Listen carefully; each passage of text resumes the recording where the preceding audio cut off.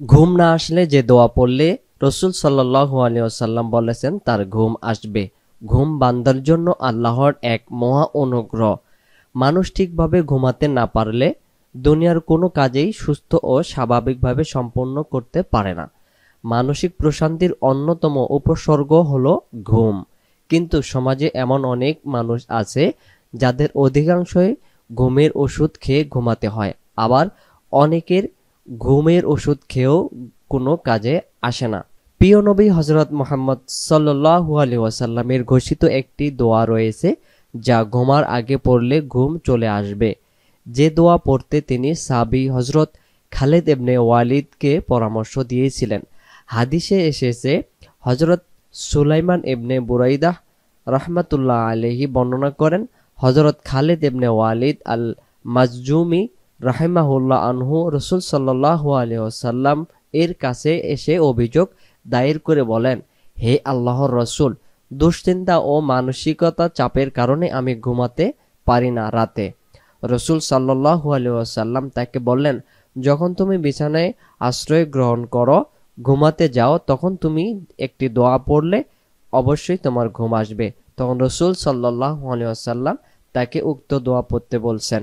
দোয়াটি আপনারা বারবার ভিডিওটি টেনে টেনে পড়ার জন্য চেষ্টা করবেন। উক্ত দোয়াটি আপনারা বলবেন, আমি বলতেছি এরপরে আপনি বলবেন। আমি বলার পরে চুপ হয়ে যখন যাব তখন আপনারা বলবেন।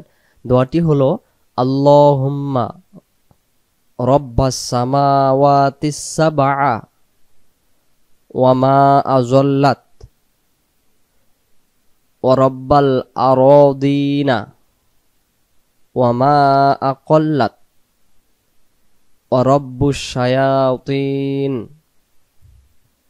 ওয়া মা আদাল্লাত কুল্লি জারম মিন শাররি খালকিকা কুল্লিহিম জামিআন আন ইয়াফরুতা আলাইয়া আহাদুম মিনহুম আও আন ইয়াবগিয়া আলাইয়া আজ্জা জারুকা ওয়া জাল্লা সানাউকা ওয়ালা ইলাহা গায়রুকা ওয়ালা ইলাহা ইল্লা আনতা।